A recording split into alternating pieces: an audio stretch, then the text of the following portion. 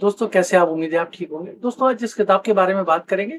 वो किताब है लियाकत अली खान का कत्ल 1947 टू 1952। लिखने वाले हैं फारूक बबरकजई। फारूक बबरकजई साहब जो है ये कातिल जो थे लियाकत अली खान के, जिनको कहा जाता है कि लियाकत अली खान को उन्होंने शहीद किया, सैयद अकबर, ये उनके साहबजादे हैं, छोटे साहबजादे। इन्होंने अपनी इस किताब के अंदर एक तो खानदानी मुशाहिदात और खानदानी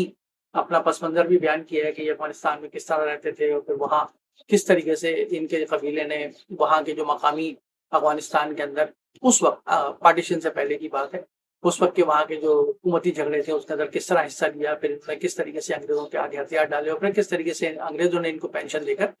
तो उस वक्त का जो बड़े सगीर का पाकिस्तानी हिस्सा था वहाँ आबाद किया और किस तरीके से खानदानियाँ आबाद हुआ और किस तरह इनके वालिद की जो है वो जिस्मानी और जहनी ग्रोथ हुई पाकिस्तान के अंदर रहकर। तो फारूक बबरकजई साहब इस लिहाज से अहम आदमी हैं क्योंकि ये खानदान के आदमी हैं और खानदान के अंदर लियाकत अली खान के कत्ल के हवाले से और उनके वालिद के इस इक़दाम की वजह से बहुत सारी जो बातें हुई उसके ये ऐनी शाहिद भी हैं और रावी भी हैं, तो इन्होंने इस किताब के अंदर वो भी शामिल की। किताब में कुछ नया है, किताब में कुछ उन लोगों के लिए नया है जिन्होंने इस मौजू पर अभी तक कोई ऐसी किताब नहीं पढ़ी है जिसके अंदर मबसूत बात की गई हो। लियाकत अली खान पर बहुत सारी किताबें लिखी गई हैं, रज़ा काज़मी साहब ने किताब बहुत अच्छी लिखी है। इसके अलावा अकील अब्बास जाफरी साहब की किताब भी लियाकत अली खान के कत्ल के हवाले से, उसके अंदर उन्होंने रिपोर्ट्स जमा की हैं जो पाकिस्तान में इंटरनल इंक्वायरी हुई थी और जो स्कॉटलैंड यार्ड की इंक्वायरी हुई थी और पस मंजर पेश मंजर बयान करने की कोशिश की। बहुत अच्छी किताब है वो भी अकील अब्बास जाफरी साहब की। लेकिन फारूक बबरकजई साहब ने तमाम चीजों को जो कि लियाकत अली खान के कत्ल के पस मंजर में चल रही थी और पेश मंजर में जो बाद में हुआ उसको एक जगह जमा कर दिया और जमा करने के बाद उन्होंने ये किया कि तमाम हालात और वाक़यात का तजिया किया। वो अपने खानदान से बात शुरू करते हैं और खानदान पर जब अपने वालिद की ग्रोथ पर बात करते हैं कि उनके वालिद की जहनी जो है वो ग्रोथ किस तरह। हमारे यहाँ जो मुख्तलिफ एंगल्स बयान किए जाते हैं लियाकत अली खान के कत्ल के हवाले से, वो पहली बात तो ये है कि वो कश्मीर के अंदर जो एक लड़ाई चल रही थी और लियाकत अली खान ने 1 जनवरी 1949 को उसको कबूल कर लिया था, तो उसके खिलाफ ये इकदाम था सैयद अकबर साहब का। एक तो बात ये होती है। दूसरी बात ये होती है कि लियाकत अली खान की जो वाइफ थी राना लियाकत अली खान, वो बेपर्दा घूमती थी, साड़ी पहनती थी, तो वो इस्लामी और गैर इस्लामी वो जो एक है हमारे यहाँ, उसकी एक बहस होती है कि शायद उसकी वजह से भी इन्होंने शायद ये इकदाम किया सैयद अकबर। तो इन्होंने सैयद अकबर साहब की जो जहनी ग्रोथ है, जो उनकी नजरियाती ग्रोथ है, उस पर बहुत ज्यादा बात की और उन्होंने ये बयान किया है कि मेरे वालिद के अंदर ये दोनों चीजें इस तरह नहीं थी जिस तरह के बयान किया गया। क्योंकि इनके वालिद के अंदर जो है वो कश्मीर की लड़ाई से दिलचस्पी उस वक्त पैदा हुई जब वो कश्मीर में लड़ाई बंद हो चुकी थी, एक बात। और दूसरी एक बात और भी है, मार्च 1951 के अंदर लियाकत अली खान के खिलाफ इस कत्ल से पहले एक साजिश भी पकड़ी गई थी जिसको रावलपिंडी साजिश केस कहते हैं, जिसमें जनरल अकबर खान में जनरल अकबर खान और कुछ फैज अहमद फैज साहब और ये जफरुल्लाह पोशनी और ये बहुत सारे लोग शामिल थे, जिसको एंगल थोड़ा सा फौजी एंगल और एक सोशलिस्ट एंगल भी दिया गया कि एक फौजी और सोशलिस्ट जो है वो दोनों मिलकर लियाकत अली खान के कत्ल को प्लान कर रहे थे या उनकी हुकूमत को खत्म कर रहे थे। और वो प्लानिंग जो है वो किस तरीके से पकड़ी गई थी, उसमें 2 बुनियादी किरदार हैं। इस्कंदर मिर्जा साहब जो बाद में पाकिस्तान के सदर बने, गवर्नर जनरल बने, और उसके बाद अयूब खान जो पाकिस्तान के बाद में सदर भी बने और यहाँ आर्मी चीफ भी थे और पहले जो है वो कमांडर इन चीफ भी थे 1965 लड़ाई की। तो कहने का मकसद ये है कि ये पूरा एक गुत्थी है जो पाकिस्तान की इब्तदाई जो 10-12 साल की 15 साल की तारीख है, उसके अंदर ये तमाम वाकयात अहम वाकयात में जना का चले जाना, उसके बाद लियाकत अली खान। तो फारूक बबरकजई साहब ने उस पूरे हालात का बहुत अच्छी से तरीके से तजिया किया और उनको बयान किया है कि उसमें कौन कौन सी ऐसी शख्सियात थी जो लियाकत अली खान के बज़ाहिर खिलाफ नजर आए। लियाकत अली खान ने मुश्ताक अहमद गोरमानी साहब को जो है वो डिसमिस कर दिया था, एक तरह से हटा दिया था उनके ओहदे से। इस तरीके से गुलाम मोहम्मद जो बाद में गवर्नर जनरल बने और उसके बाद असम्बलियां तोड़ने में शुरू हुई, उनको भी उन्होंने हटा दिया था और कहा यह जाता है कि वो कोई बहुत अहम ऐलान करने वाले थे और ये होता। ऐसी कोई बात नहीं, क्योंकि लियाकत अली खान जो 1949 को जंगबंदी कबूल कर चुके थे, अक़वाम मुत्तहिदा के अंदर मामला जा चुका था, कश्मीर के हवाले से करारदाद वहाँ पे पेश हो चुकी थी और वो सीज़फायर लाइन या उसको लाइन ऑफ कंट्रोल जिसको कहते हैं वो वजूद में आ चुकी थी। ऐसी कोई बात नहीं कि वहां कोई लड़ाई। लेकिन मार्च 1951 में ये साजिश पकड़ी जाती है और उसके कुछ देर के बाद लियाकत बाग के अंदर जो है वो तकरीर करने के लिए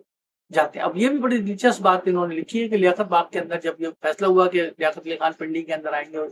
खिताब करेंगे जलसे से, तो वहां की जो मकामी मुस्लिम की तंजीम थी और कुछ लोग थे वो ये कह रहे थे कि वहाँ एक स्टेडियम था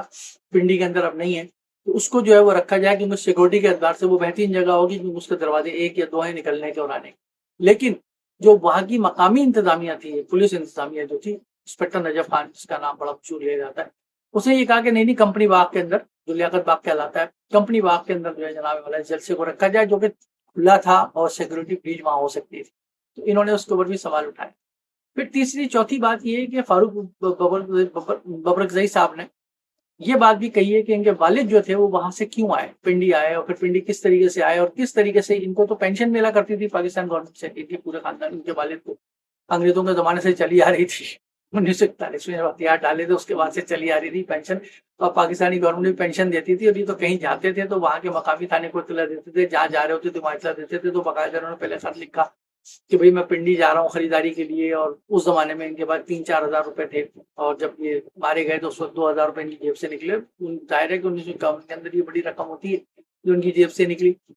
तो ये वहां गए, फिर वहां एक होटल में ठहरे, वहां इनको किसी ने नोटिस नहीं किया। फिर ये वहां जलसे के अंदर आकर के 2-2.5 घंटे पहले बैठ गए, इनके पास रिवॉल्वर था, इनको किसी ने नोटिस नहीं किया, किसी ने सिक्योरिटी नहीं की। और फिर लियाकत अली खान साहब जो स्टेज के ऊपर सिर्फ एक ही कुर्सी रखी थी और डाइस रखा हुआ, तो डाइस के पीछे लियाकत अली खान साहब खड़े हुए थे। और फिर वो कहा जाता है कि जैसे इन्होंने बिरादरान मिल्लत के अल्फाज कहे, तो सामने से लियाकत अली खान के दाएं हाथ की तरफ ये बैठा हुआ था कादिर सैयद अकबर, और उसने 2 फायर किए। फिर 2 फायर करते ही जो इंस्पेक्टर नजफ खान था, जो सिक्योरिटी पर मामूर था उस पूरे जलसे की, उसने पश्तो में हुक्म दिया कि गोली मारने वाले को गोली मार दो। तो वो एक इंस्पेक्टर पहुंचा और उसने जो वो 4-5 गोलियां जो है वो सैयद अकबर के जिसम में उतारती, लोग भी फिर पड़े, लेकिन वो बेचारा गोलियों से मर गया सैयद अकबर। तो वो विटनेस जो था कि उसने क्यों मारा, क्या मोटिव था, वो उसी वक्त वहां पे खत्म हो गया। फिर उसके बाद जो लियाकत अली खान को मारने वाले लोग थे, उस पर जो इंक्वायरी हुई, वो इंक्वायरी एक जहाज के अंदर जो है एतजाजुद्दीन साहब जो थे, वो सिक्योरिटी पाकिस्तान के ब्यूरोक्रेट थे, वो लेके जा रहे थे, वो जहाज तबाह हो गया। उस पूरी जो रिपोर्ट्स थी वो सारी तबाह हो गई। लेकिन ऐसा नहीं है, उसके बाद स्कॉटलैंड यार्ड ने यहाँ पर बंदा भेजा, इन्होंने रिक्वेस्ट की पाकिस्तान गवर्नमेंट, उसने भी तहकीक की, उसने भी क्लीन चिट दी। हालांकि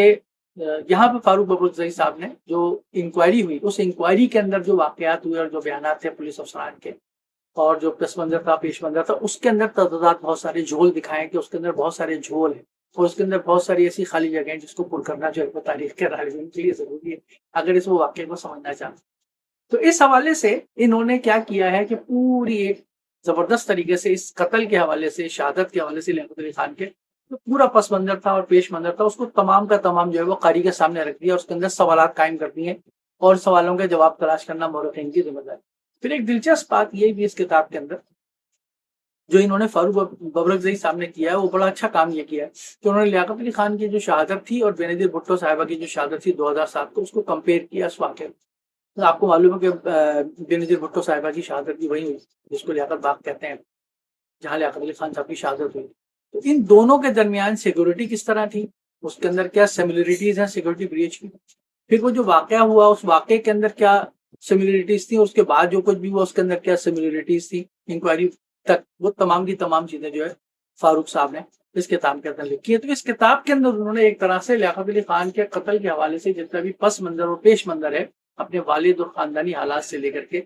और पाकिस्तानी गवर्नमेंट और एजेंसी और तो जितनी भी पस मंजर में काम करने वाले लोग होते हैं, उन सब के झोल, उनके तदादात, उनके बयानात,